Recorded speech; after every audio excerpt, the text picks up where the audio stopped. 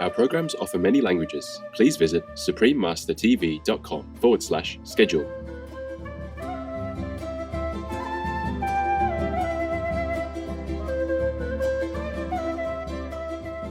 Peruvian Traditional Arts and Crafts, Part 1 of 2. Continue watching to find out more.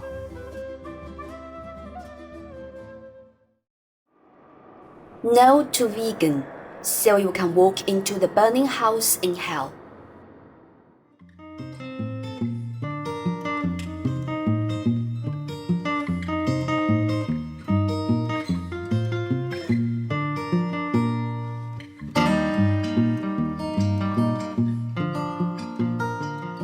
Beneficent viewers, the warm-hearted Quechua people of South America believe that love makes the world go round.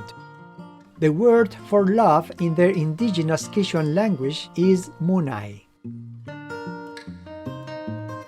I'm Rildo. Thank you for your peace-preserving lifestyle that brings our world closer to heaven.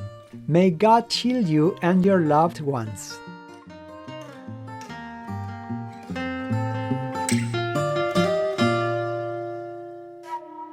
Welcome to our program, Peruvian Traditional Arts and Crafts, Part 1 of 2.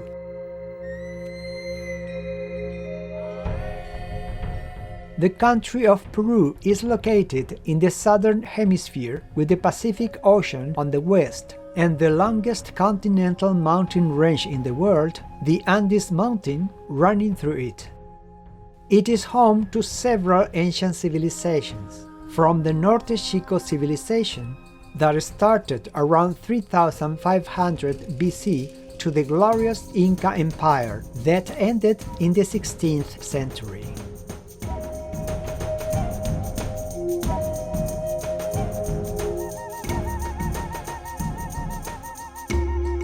Throughout this long span of time, numerous forms of arts and crafts have been invented by the Peruvian people and passed on from generation to generation.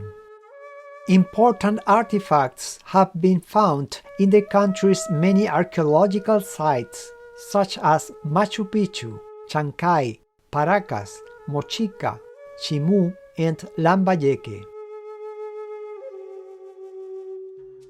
In the famous tomb of the Lord of Zipan, which was discovered in late 1980s and dates to the Moche civilization, a ceremonial dress and gold ornaments were unearthed, providing evidence of great crafting skill. Many of these skills are still used by artists today to produce jewelry, sculptures, utensils, and woven art.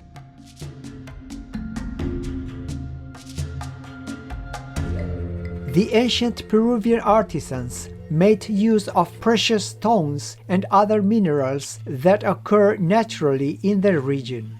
The materials were often associated with spiritual meanings. Gold represented the sun god and symbolized power. Therefore, only kings were privileged enough to wear it. Silver represented the moon's tears. The carvings of animal people, humans, plants, and shapes were also meaningful. The Condor people were associated with the celestial body that was believed to accompany human souls as they moved on to the next world. The Puma people symbolized life on Earth, while the Snake people symbolized the underworld. The spiral design represented evolution, while the quadrant of the cross named Chacana represented the four elements: fire, water, earth, and air. Geometric designs like the circle represented endlessness, and triangles were representations of the spiritual and material universe. An outstanding example of ancient Peruvian creativity is the Nazca lines, a group of hundreds of lines carved into the surface of the earth to form shapes, called geoglyphs. The Nazca lines are located in the Nazca Desert, around 800 kilometers south of Lima, the capital city of Peru. They were first discovered in 1939 by a passenger of a commercial airplane. Since then, many researchers have visited the site to study these gigantic works of art. The lines, which form the most obvious shapes, have a length of between 400 meters and 1,100 meters. The depth of the lines ranges from 10 to 15 centimeters, and the width varies from 30 to 180 centimeters.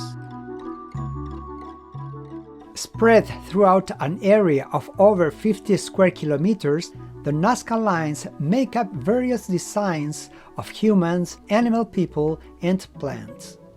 Animal people designs include hummingbird people, spider people, fish people, condor people, heron people, monkey people, lizard people, dog people, and cat people.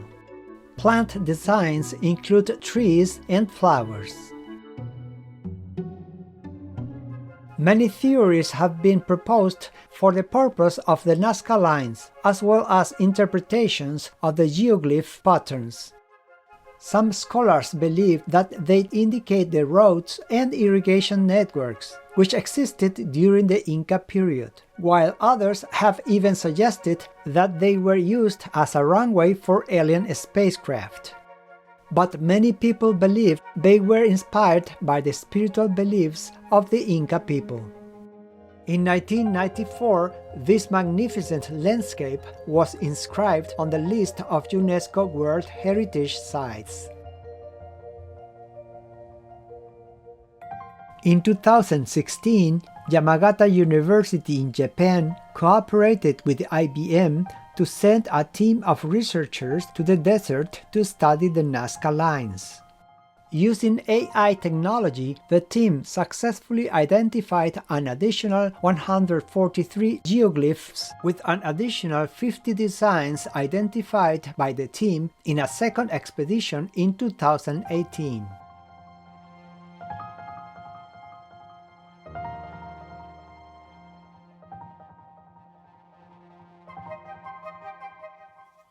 Accumulate virtue, be kind to things, insects and vegetation, especially not to hurt any beings. Taishang Induction Chapter, Taoism. Knowledgeable viewers will now pause for a moment to hear a brief message and will return shortly. Please stay tuned to Supreme Master Television.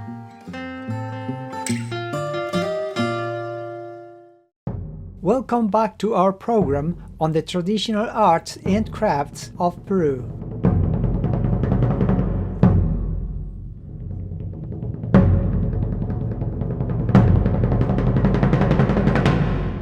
The Incas were a non-literate culture, so they passed down their knowledge and traditions through the generations orally.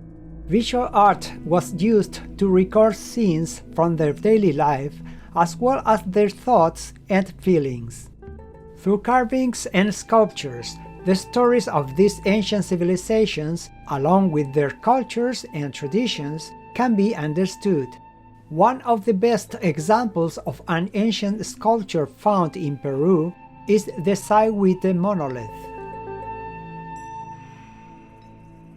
Experts believe that the Sayhuite monolith might have been a place of worship for Inca people who respected water as the element of life.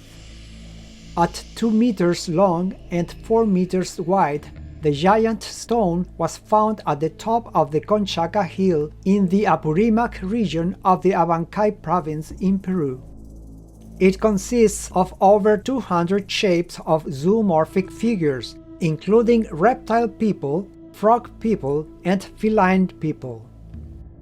The stone was sculpted as a topographical hydraulic model and may have been used to design, develop, and test water flow for public water projects.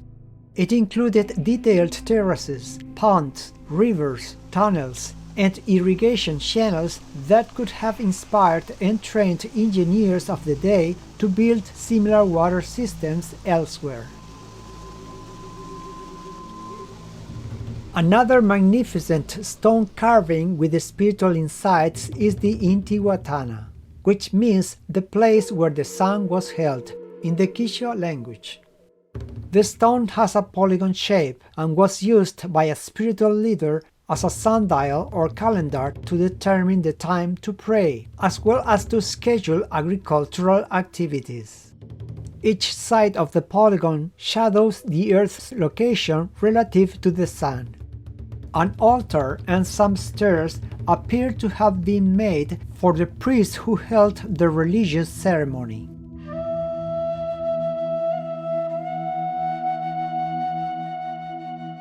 Huamanga marble carvings are believed to have been produced in the late 16th and early 17th centuries. At first, Huamanga carvings had religious themes, such as the natural beauty of God's creation, the infant Lord Jesus Christ, or the saints. In the 18th century, they came to include everyday life themes, such as famous artists, animal people, and children, and were more colorful, including gold gilding as well as soft colors. During the 20th century, the folk theme returned with the expression of musical instruments and traditional musicians, shepherds, bird people, and flowers as manifestations of Ayacucho's culture. Dionisio Atao is a contemporary stone carver. He shares his surname with an Inca general named Atao. After falling in love with sculpture at the age of 14, Dionisio learned stone carving by observing other craftsmen and practicing himself. As a diligent spiritual practitioner, he regularly offers prayers for Mother Earth, Pachamama, and the mountain spirit Apu. In his work, Dion often sculpts figures of condor people, puma people, and snake people. From ancient times to the present day, gourd carving called mate burilado has been an art form that depicts the daily life of people, both as individuals and as a part of their community. Various stories are told through these carvings, including examples of celebrations, cultural rituals and ceremonies, ancient myths, and folk stories. Beyond the visual depiction of the story itself, the textural properties offer an alternative understanding of the story being portrayed. These beautiful artworks are produced by carving fine lines, painting, and burning the gourds, also known as pyrography. The gourds are mostly grown in Peru's coastal areas where the climate is hot and access to water is abundant. The main area where the carvings are done is in the mountains to the southeast, in particular the Huancayo area that belongs to Quichua region. Huancas, the people of Huancayo, prefer the gourd to be scorched and carved first, then later rubbed with chalk to highlight the lines which have been cut into it. In other areas, like Ayacucho, the process is the opposite, where cutting the lines is done before rubbing the gourd with charcoal or straw ash.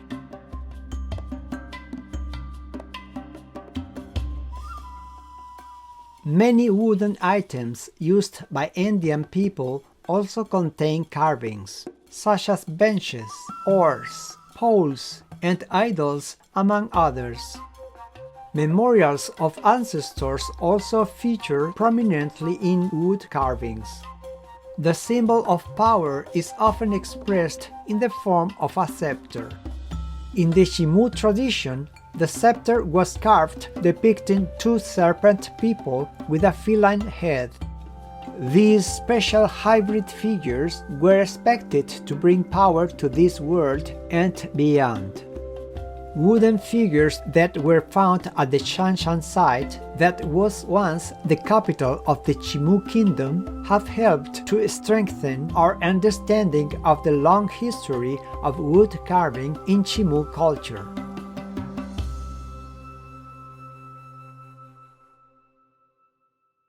Vegan side effect. The vampires will hate you.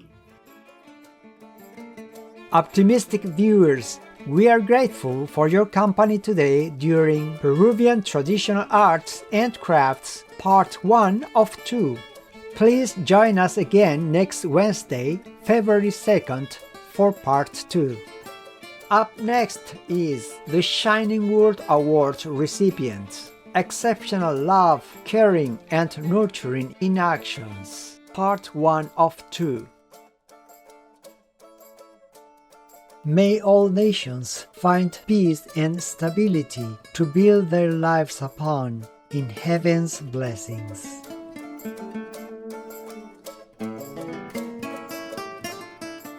Our programs offer many languages. Please visit suprememastertv.com/schedule and suprememastertv.com/CTAW. Nos programmes offrent plusieurs langues. Veuillez visiter suprememastertv.com/schedule et suprememastertv.com/CTAW. Nuestros programas ofrecen varios idiomas. Visiten suprememastertv.com/schedule y suprememastertv.com/CTAW. Műsoraink sok nyelvet tartalmaznak. Kérjük, tekintse meg itt suprememastertv.com/schedule és suprememastertv.com/CTAW.